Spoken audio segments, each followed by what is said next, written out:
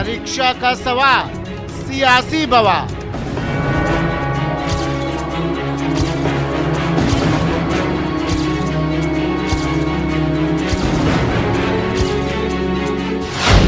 चार दिन बाकी, होगी परीक्षा या मिलेगी माफी?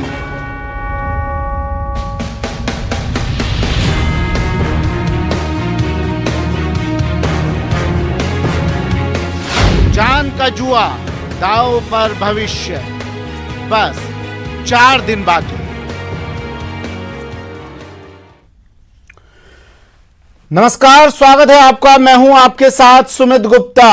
बात आज उस परीक्षा की जिस परीक्षा से गुजरने को लेकर देश भर में हंगामा हो रहा है और अब राजनीति भी हो रही है। नीट और जेईई परीक्षा को लेकर छात्र साल भर बड़ी मेहनत करते हैं। छात्र डॉक्टर, इंजीनियर बनने का सपना देखते हैं। कोरोना काल में नीट और जेईई परीक्षा विवाद का विषय बन गई है। एनटीए ने सितंबर में परीक्षा करवाने की घोषणा कर दी है, तारीखें घोषित कर दी हैं। वहीं बड़ी संख्या में परीक्षार्थी एग्जाम का विरोध कर रहे हैं। इस विवाद में विपक्षी दल भी कूद पड़े हैं। विपक्षी दलों ने परीक्षा स्थगित करने की मांग की है। हमारे साथ ऑनलाइन कुछ छात्र जुड़ेंगे जो अपनी परेशानी बताएंगे। साथ ही एक गेस्ट पैनल भी है जिनसे हम चर्चा करेंगे। देखते हैं, जान का जुआ, दांव पर भविष्य। बस 4 दिन बाकी।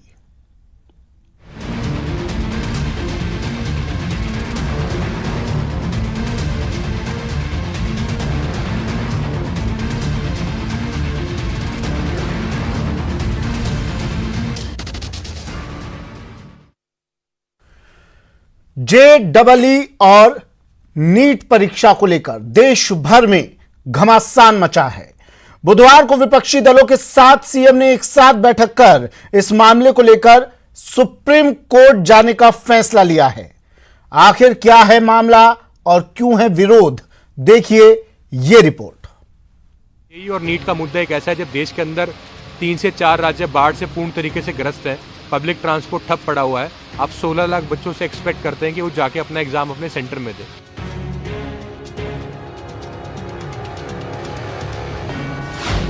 जेईई नीट पर घमासान। ये हेल्थ के लिए बहुत ज़्यादा नुकसानदायक हो सकता है और जैसे कि लाखों बच्चे बैठेंगे, ये कोई स्टेट लेवल एग्जाम नहीं होगा, नेशन वाइड एग्जाम होगा। परीक्षा पर सरकार पर विपक्ष का वार। इतना करीब स्टूडेंट एग्जाम में बैठेंगे, कैसे बैठेंगे? No social distancing, no physical distancing. Corona काल में इम्तिहान क्यों? ये पूछना है कि कल को अगर उनके बेटा या बेटी एग्जाम देने जाता है और वो संक्रमण होकर वापस आता है, घर पे उनके बुजुर्ग माता पिता है, तो इसकी जिम्मेदारी कौन लेता है?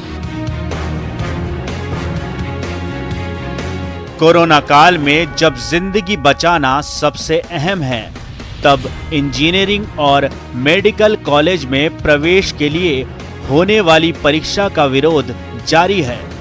विपक्षी नेताओं ने बैठक कर इसका विरोध किया तो सड़क पर प्रदर्शन भी हो रहे हैं।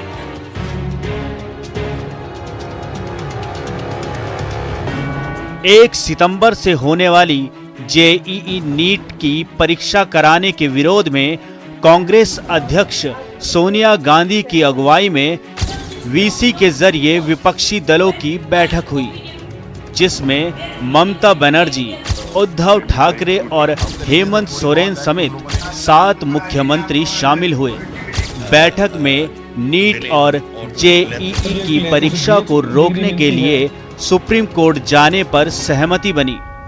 उसका लाइफ सिक्योरिटी है, उसका लाइफ का सिक्योरिटी बर्बाद हो जाएगा। अगर वो करियर के लिए जा रहा है तो उसको सिक्योरिटी भी मेरा हम लोगों को देखना कर्तव्य है। कैसे हम स्टूडेंट लोगों को जिंदगी खतरा में डाल सकते हैं? जहां छात्र और अभिभावकों की समस्या को ध्यान में रखते हुए विपक्ष इस परीक्षा की तारीख बढ़ाने की मांग कर रहा है, तो नीट जेईई परीक्षा संचालित करने वाली संस्था नेशनल टेस्टिंग एजेंसी एनटीए ने परीक्षा टालने से मना करते हुए इसके लिए गाइडलाइंस भी जारी कर दी। एनटीए के मुताबिक एग्जाम सेंटर पर सोशल डिस्टेंसिंग और मास्क के नियमों का पालन करना होगा। कोरोना काल के सभी नियमों का पालन भी परीक्षा केंद्र पर करना होगा। जेईई 1 सितंबर से 6 सितंबर तक और नीट 13 सितंबर को करवाई जाएगी। वहीं देश के शिक्षा मंत्री ने विपक्ष की मुहिम को गलत ठहराते हुए कहते हैं कि बच्चों ने तो परीक्षा के लिए जारी एडमिट कार्ड डाउनलोड किए हैं, यानी वो परीक्षा देने के लिए तैयार हैं। लेकिन क्या ये हकीकत है? सुनिए इन बच्चों की जुबानी। और मैं ये चाहता हूँ कि एग्जाम जरूर हो और हर क्षेत्र में हो, बस मैं ये चाहता हूँ कि वो बाय पार्ट्स में हो, जैसे इलेक्शन होते हैं। परीक्षा तो होनी चाहिए, लेकिन साथ के साथ एसओपी भी फॉलो होनी चाहिए। कि हम ये चाहते थे कि अगर एग्जाम्स थोड़े जल्दी हो जाते तो हम फेस्टिवल्स भी बना लेते अच्छे से। इन दो परीक्षाओं में देश भर से लाखों की संख्या में बच्चे शामिल होते हैं, लेकिन कोरोना संक्रमण से सभी डरे हुए हैं। देश का शिक्षा मंत्रालय और परीक्षा संचालित करने वाली संस्था भले ही परीक्षा लेने पर आमादा है, पर सोचने की बात है, ना तो ये शाबाशी का मामला है और ना ही सियासत का, लेकिन ये लाखों बच्चों के जीवन से तो जरूर जुड़ा है। Bureau report, news 18 network. तो जान का जुआ और दाव पर भविष्य। सवाल अब ये उठ रहा है, क्या ये परीक्षा जान से ज्यादा जरूरी है? सवाल ये भी उठ रहा है, जब कोरोना काल में रैलियां हो सकती हैं, धरने प्रदर्शन हो सकते हैं, मंदिर अब खुलने की परमिशन दी जा सकती है और तमाम चीज़ों की परमिशन मिल सकती है, शराब के ठेके खुलने की परमिशन मिल सकती है, तो क्यों नहीं परीक्षा की जा सकती है? और विपक्ष ये सवाल उठा रहा है कि परीक्षा को स्थगित फिलहाल किया जाए, नहीं तो सुप्रीम कोर्ट में वो जाने को तैयार है। सुप्रीम कोर्ट में ये बात फिर से उठाएगा, पुनर्विचार याचिका दाखिल करेगा कि क्यों कोरोना काल में बच्चों की जान से खिलवाड़ किया जा रहा है। हमारे साथ गेस्ट पैनल जुड़ गया है हमारा। डॉक्टर सुशील शर्मा, अध्यक्ष अभिभावक संघ के अध्यक्ष हैं। सुशील साहब, स्वागत है आपका न्यूज़ 18 राजस्थान में। बीजेपी नेता राखी राठौर जी हमारे साथ जुड़ गई हैं। राखी जी, स्वागत है आपका। भंवरलाल सहारण जी, कांग्रेस समर्थक हैं, हमारे साथ जुड़ गए हैं। भंवरलाल जी, आपका भी स्वागत है। और मेरे सहयोगी भी हमारे साथ जुड़े हुए हैं, महेश दाधी जयपुर से और शाकिर अली कोटा से हमारे साथ जुड़े हुए हैं। इनके साथ कुछ छात्र भी होंगे, वो छात्र जो परीक्षा देने की तैयारी कर रहे हैं, पशोपेश में है कि परीक्षा दें तो दे कैसे, जब सरकार एक तरफ मना करती है कि घर से बाहर ही मत निकलो, तो दूसरी तरफ परीक्षा देने सैकड़ों छात्रों के बीच में ये कैसे जाएं अपनी जान हथेली पर रखकर। सबसे पहले जयपुर आपको ले चलते हैं महेश के पास। महेश, क्या कह रहे हैं छात्र?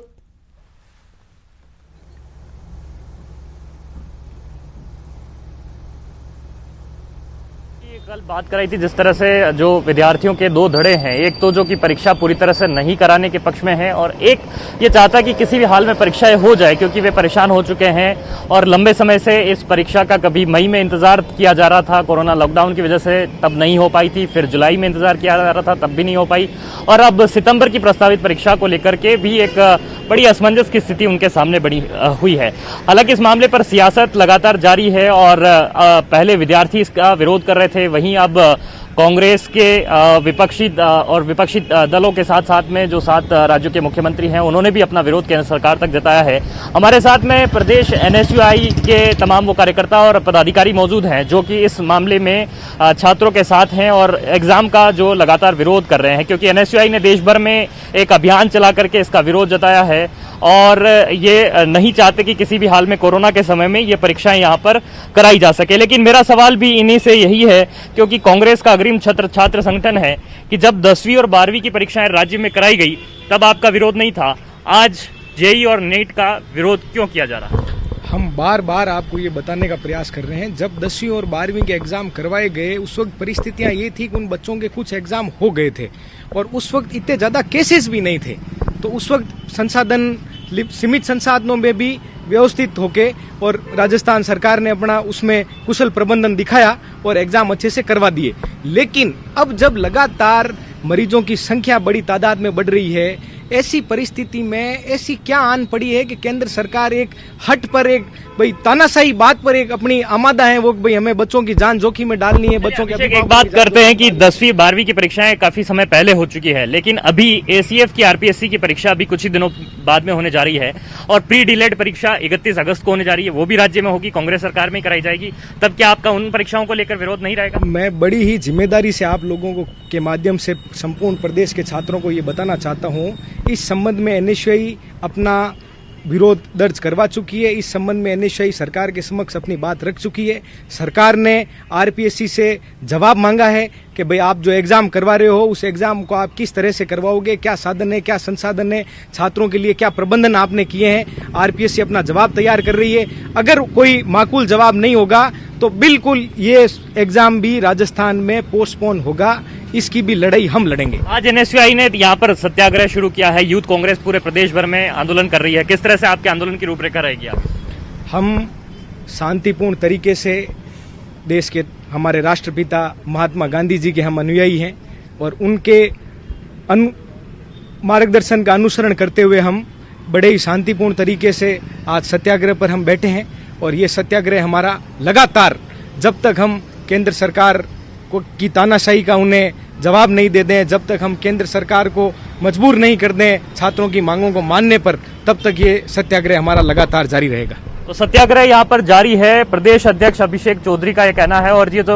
स्टूडेंट्स हैं वो यहाँ पर देख रहे हैं आप, एनएसयूआई के पदाधिकारी और कार्यकर्ताओं का यहाँ जुटना शुरू हो गया है। राजस्थान विश्वविद्यालय से आज इन्होंने अपने सत्याग्रह यानी धरने प्रदर्शन की जो शुरुआत है वो राज्य में भी कर दी है और ये आंदोलन यहाँ पर इन्होंने भी आंदोलन का बिगुल जो है वो बजा दिया है। आज जो यूथ कांग्रेस है उसकी तरफ से पूरे राज्य में आंदोलन का ऐलान किया गया, तो एनएसयूआई ने भी इस आंदोलन को आगे बढ़ाया है। सुमित, ठीक है, कोटा लिए चलते हैं। अब शिक्षा नगरी कहा जाता है कोटा को, कोचिंग सिटी कहा जाता है कोटा को।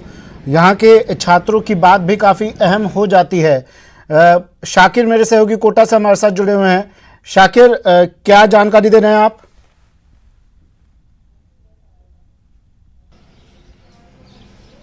जी देखिए, हम लगातार इस बात को उठा रहे हैं और बच्चों की जो है बात भी जो है लगातार पहुंचाई जा रही है, लेकिन मेरे साथ आज जो है वो अभिभावक मौजूद हैं, पेरेंट्स मौजूद हैं। ये खुद जो है पेशे से इंजीनियर भी हैं और अभिभावक भी हैं।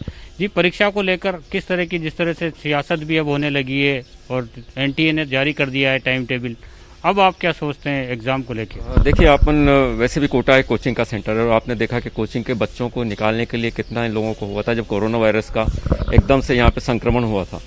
अभी कल ही कोटा के अंदर में 252 केस मिले हैं। हाँ? और अभी आज सुबह तक की रिपोर्ट 185 कोरोना वायरस, तो एक तरह से कोरोना वायरस का महाविस्फोट बोल सकते हैं कोटा के अंदर में। और अभी इसका जो इम्पैक्ट होने वाला है, क्योंकि बच्चे जब आएंगे तो अंदर घुसने के लिए बहुत ज़्यादा वो कुछ करेंगे, तो ये जेई नहीं होके ये जान जोखिम इवेंट हो जाने वाला है, क्योंकि बच्चों में एकदम अंदर जाने की हड़बड़ी होगी। और जो थर्मल स्क्रीनिंग जो करेंगे, तो thermal screening that will take time, ऐसा नहीं कि इजीली हो जाएगा। तो थर्मल स्क्रीनिंग होके भी बच्चा टाइमली अंदर एंटर भी हो पाएगा, वो भी अभी तो, क्योंकि कोरोना वायरस से आप तो कोरोना इम्पैक्टेड बच्चे को अंदर तो ले नहीं पाएंगे, ले कैसे लेंगे? और अगर एकदम से आपको पता भी, एब्रप्टली पता भी नहीं चलेगा कि कोरोना इम्पैक्टेड है या नहीं है, और वो बच्चा अगर कोई कोरोना इम्पैक्टेड होंगे जो अगर 5 से 6% भी होंगे, तो वो कितने बच्चों को संक्रमित कर देंगे। तो ये तो एक बहुत तो बच्चों के एक लाइफ लॉन्ग हो जाएगा, क्योंकि इसका जो इम्पैक्ट है वो लाइफ लॉन्ग रहने वाला है। अगर एक बार कोरोना हो गया तो कोरोना वायरस का जो संक्रमण हो रहा है उसका इम्पैक्ट ऐसा हो रहा है कि बॉन्डिंग बना रहा है और वो लाइफ लॉन्ग इम्पैक्ट बच्चे को करने वाला है। तो इस जहाँ तक हो सके इससे बचना चाहिए। लेकिन एनटीए ने कहा है कि सब तमाम तैयारियां परीक्षा केंद्रों पर है, बच्चों को घबराने की जरूरत नहीं है, तमाम वहाँ पे जो गाइडलाइन की पालना होगी। देखिए, जैसे सरकार अपनी हठकर्मता पर अड़ी हुई है परीक्षा कराने के लिए, अगर एक परीक्षा केंद्र में अंदर 40-50 बच्चे भी संक्रमित हो गए तो वो सरकार ने अभी तक जितनी मेहनत करी है उस सब मेहनत पे पानी फिर जाएगा। सरकार को इस समय अपनी हठकर्मता को छोड़ना चाहिए, बच्चों की जान जोखिम की परवाह करनी चाहिए, ना कि परीक्षा की चिंता करनी चाहिए। अगर जान रहेगी तो परीक्षाएं दोबारा भी हो सकती हैं। सुमित, जिस तरह से ये लगातार जो है पेरेंट्स का भी कहना है कि जान रहेगी तो परीक्षाएं दोबारा भी हो सकती है, लेकिन ठीक है, हमारे साथ हमारे मेहमान जुड़े हुए हैं, गेस्ट पैनल हमारे साथ है डॉक्टर भरत सारंग जी, करियर काउंसलर भी हमारे साथ जुड़ गए हैं। डॉक्टर भरत, सबसे पहले अब मैं आपके पास ही आ रहा हूं क्या कहेंगे इस पूरी तस्वीर को देखकर आप? परीक्षा अभी करवाई जानी चाहिए या नहीं करवाई जानी चाहिए? सवाल ये भी है सर, देखिए पेरेंट्स इस परीक्षा की तैयारी के लिए लाखों रुपए लगाते हैं, 2-2, 3-3 साल से परीक्षा की तैयारी करवाई जा रही है। अब उन्हें भी संशय है, परीक्षा नहीं हुई तो क्या होगा उनके बच्चों का भविष्य?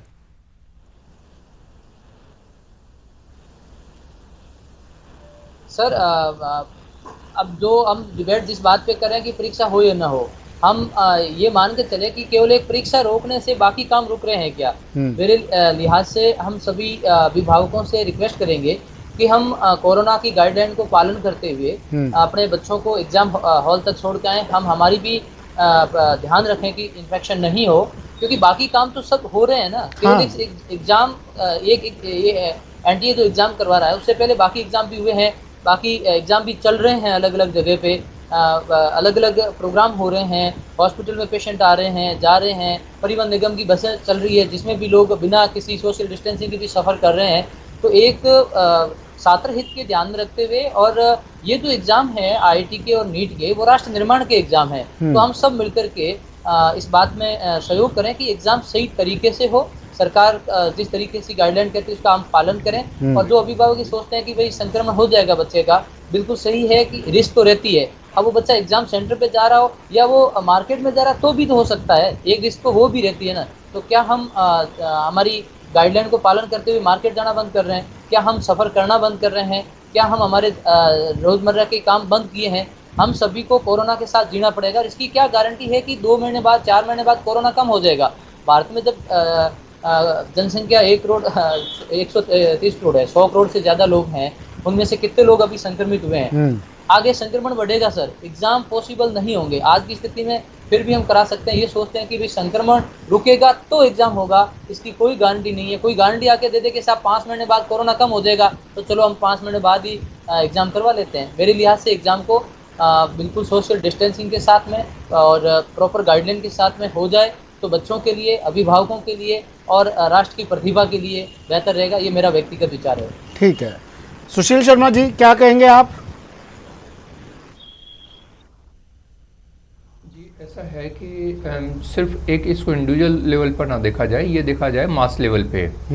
जो स्टूडेंट्स इसमें आईआईटी, जेईई में, नीट में जो अपीयर होते हैं वो पूरे हिंदुस्तान भर से होते हैं, कस्बों से आते हैं, गांव से आते हैं।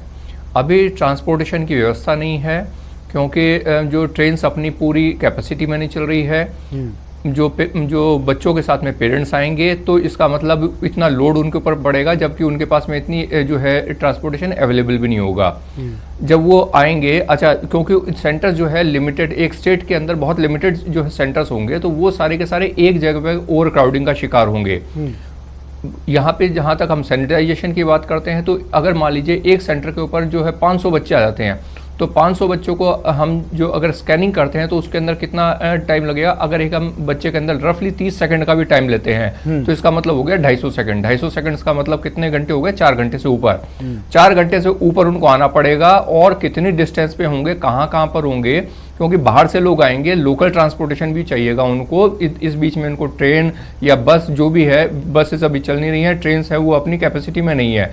तो बच्चे जहाँ पे ओवर क्राउडिंग का जो है इसके पूरे चांसेस हैं। और इसका मतलब अगर मान लीजिए सिर्फ 4-5% भी अगर बच्चे इसके जो इन्फेक्टेड है, तो वो पूरे के पूरे उसको जो है एक बड़ी सारी हुजूम को वो इन्फेक्ट कर देंगे, और ये बहुत ज़्यादा रिस्की है। तो हमारा ये मानना है कि अभी फ़िलहाल इसको पोस्टपोन किया जाए, जितना भी डेफर किया जाए, और इसमें रिव्यू पिटिशन डाली जाए। ठीक है, भंवरलाल सारंग जी क्यों पोस्टपोन करवाना चाह रहे हैं इस परीक्षा को? जी देखिए सर, ये एग्ज़ाम इसलिए पोस्टपोन होना ज़रूरी है, जैसे अभी सुनील जी ने बताया, बिल्कुल हकीकत बात है कि आज लाखों की तादाद में बच्चे एग्ज़ाम वगैरह देंगे। अब आप सोचिए, बिल्कुल से कहीं ट्रांसपोर्ट वगैरह की बहुत बड़ी समस्या है, साधन वगैरह नहीं चल पा रहे हैं, तो बच्चे कैसे एग्जाम, कोई बच्चा लेट होगा तो उसका भविष्य खराब हो जाएगा इस एग्ज़ाम के चक्रों के अंदर। तो मैं समझता हूँ कि अभी एग्ज़ाम वाकई में पोस्टपोन करनी चाहिए, और जैसा ही हमारा आज कोरोना काल थोड़ा सामान्य स्थिति में आता है फिर ये एग्ज़ाम कराना चाहिए। अब आप जानते हैं कि कोरोना में हमारे केंद्र सरकार तो बिल्कुल विफल रही है। आज हालात क्या है आपके सामने, और हमें कोई छुपा हुआ नहीं है। ये इस शताब्दी की सबसे बड़ी महामारी है। इस महामारी को देखते हुए अभी मैं समझता हूँ कि ये पोस्टपोन करना चाहिए एग्जाम वगैरह। केंद्र सरकार इसलिए विफल रही है ना सर कोरोना गाइडलाइन, WHO की गाइडलाइन को फॉलो नहीं किया जाता है, राजनीतिक धरने प्रदर्शन होते हैं, इसलिए विफल रह रही है केंद्र सरकार। अगर तमाम लोग WHO की गाइडलाइन को फॉलो करें तो क्यों विफल रहे कोई सरकार? नहीं सर, अब आप देखिए, अगर आप केंद्र सरकार की बात करते हैं, राजस्थान सरकार को 7,000 करोड़ रुपए का तो GST बकाया है। आज आप मानिए कितनी बार हमारे CM साहब ने उनको पत्र वगैरह लिखे हैं, चिट्ठी वगैरह लिखी है कि आप हमारा जो कायदे का जो फंड है कम से कम वो फंड तो दीजिए, वो फंड भी नहीं दे पा रहे हैं। किसी भी राज्य के ऊपर इनका कोई फोकस नहीं है, ये सिर्फ अपनी मनमर्जी कर रहे हैं। जब से 2014 में मोदी जी आए तब से आप देखिए सिर्फ और सिर्फ वो अपना नाम चाहते कि मेरा नाम कैसा चले दुनिया के अंदर, वो अपने नाम पे पड़े हुए हैं। जनता की उनकी कोई फिक्र नहीं है, ना किसी भी इंसान की उनको कोई फिक्र नहीं है। अब आप देखिए, आज हर आदमी, हर नागरिक अपने आप को ऐसा महसूस से कर रहा है कि मैं ज़िंदगी जी रहा हूँ या ज़िंदगी काट रहा हूँ। उनको खुद को नहीं पता कि मेरे ऊपर कितने बड़ी समस्याएं हैं। आज परिवार को, बच्चों को पालना बहुत मुश्किल हो चुका है। इस हालात को देखते हुए आज केंद्र सरकार बिल्कुल विफल है। इस कोरोना महाकाल के अंदर मैं समझता हूँ कि ये एग्ज़ाम वगैरह, नीट के एग्ज़ाम वगैरह, JEE के एग्ज़ाम वगैरह अभी पूर्ण रूप से इस पर रोक लगा देनी चाहिए। ठीक है, राखी राठौर जी बीजेपी से हमारे साथ जुड़ी हुई हैं। राखी राठौर जी, मतलब डॉक्टर और इंजीनियर बनना है तो अग्नि परीक्षा तो देनी ही होगी, ये तय कर लिया है सरकार ने। देखिए सुमित जी, जो एग्जामिनेशंस की हम लोग आज बात कर रहे हैं, ये बहुत इंपॉर्टेंट एग्जाम्स हैं और अपन जानते हैं कि कई बार कई बार पोस्टपोन हो चुके हैं। अभी मैंने सब लोगों की बात चुनी और मुझे बहुत खराब लगा जिस तरह से सारंग जी ने कहा कि इसमें भी राजनीति, इसमें भी सेंट्रल गवर्नमेंट। सुमित जी, एक बात बताऊं मैं आपको, ट्रांसपोर्टेशन की बात सबसे पहले यहां पर आती है। अच्छा होता अगर राजनीति छोड़ करके स्टेट गवर्नमेंट ट्रांसपोर्टेशन की व्यवस्था कराती। जिन सेंटर्स पे बच्चे पहुंच रहे हैं वहां पे सेग्रीगेटेड एंट्री है। NTA की पूरी आपने जो गाइडलाइंस है वो नहीं पढ़ी है, सेग्रीगेटेड एंट्रीज हैं। अलग अलग टाइम पे बच्चों को एंटर किया जाएगा और जहां 24 बच्चे एक रूम में बैठते थे वहां 10 बच्चों की व्यवस्था की जा रही है। अगर टेम्परेचर ज्यादा होगा तो उसको अलग रूम में बिठा करके एग्जाम दिलाया जाएगा। सारे प्रिकॉशंस लिए जा रहे हैं और इन सभी प्रिकॉशंस को, इन सभी चीजों को ध्यान में रखते हुए सुप्रीम कोर्ट द्वारा इन एग्जामिनेशंस को करवाने की हरी झंडी दी गई है। देखिए, बच्चे जो हैं, जैसा आपने भी कहा, 2 से 3, 4, 5 साल इन पूरे एग्जाम्स में लगाते हैं। जो बच्चे पिछले साल ड्रॉप आउट हो गए थे उनका, और जिन्होंने ड्रॉप आउट नहीं किया एक ही लेवल पर आ गए क्योंकि 12th के एग्जाम फरवरी में हो गए। उन बच्चों ने जिन्होंने रेगुलर स्कूल की, उनको भी 6 महीने का टाइम मिला तैयारी के लिए। बच्चों के पास सफिशिएंट टाइम है तैयारी के लिए और अब इन एग्जाम्स का होना पेरेंट्स के लिए भी ठीक है और बच्चों के आगे फ्यूचर के लिए भी ठीक है। एक बात और कहना चाहूंगी सुमित जी, अगर इस सेशन में एग्जाम्स नहीं होते हैं तो 0 सेशन बनेगा। 0 सेशन बना तो अगली बार 2 बैच के बच्चे एक साथ एक ही साल में आ जाएंगे और उस केस में बच्चों का क्या भविष्य होगा ये आप देख सकते हैं। आपके पास इतना ही इंफ्रास्ट्रक्चर है कि आप एक बैच को संभाल पाए। इतने सारे बच्चे जब अगली साल पहुंचेंगे तो बहुत मुश्किल होगी। भविष्य जो है बच्चों का अंधकारमय होगा। बहुत सारे बच्चे रह जाएंगे उन एग्जामिनेशन को देने के लिए। तो राजनीति करने से अच्छा है कि ट्रांसपोर्टेशन की व्यवस्था करें। लगातार स्टेट गवर्नमेंट की बात करते हैं, स्टेट गवर्नमेंट ने नहीं कराया क्या जून में बोर्ड के एग्जाम? स्टेट गवर्नमेंट अभी भी सप्लीमेंट्री पेपर जो है करवाने को तैयार है। सितंबर में 6 तारीख को PTET के एग्जाम होने, 31 अगस्त को फिर एग्जाम होने, बाकी सब कराएं तो एग्जाम बहुत बढ़िया। लेकिन इनका एक ही काम है, सिर्फ और सिर्फ राजनीति को बीच में लाना। ना तो कंसेप्ट समझते हैं, ना ये समझते हैं कि किस तरह, किस लेवल के एग्जाम हिंदुस्तान का एग्जाम हो रहा है। तो मुझे अफसोस है सर इस बात का कि इसमें भी आप राजनीति लेकर आ रहे हैं, लेकिन एक्चुअली बच्चों के भविष्य के लिए जरूरी है कि एग्जाम्स टाइम पर हो। नहीं, बिल्कुल बच्चों के लिए जरूरी एग्जाम होना, लेकिन आप ये देखिए कोरोना काल में एग्जाम होना जरूरी। आप 2-3 महीने का टाइम भी ले सकते हैं। आज एक बच्चा भी अगर संक्रमित हो गया, आज एक बच्चा भी संक्रमित तो सोचो उसके बाद क्या गुजरेगी जरा, आपको सोच के देखिए जरा। ठीक है, आज भवनलाल जी, ठीक है हमारे देश के, भवनलाल जी ठीक है, आ रहा हूं मैं, भवनलाल जी आ रहा हूं मैं। सवाल आपसे भी पूछने हैं मुझे, एक ब्रेक का वक्त है, सिर्फ 2 मिनट में वापस आ रहा हूं भवनलाल जी। कई सवाल हैं आपके लिए भी, फिर आप बोलिएगा खूब। एक ब्रेक ले रहे हैं, जल्द हाजिर हो रहे हैं।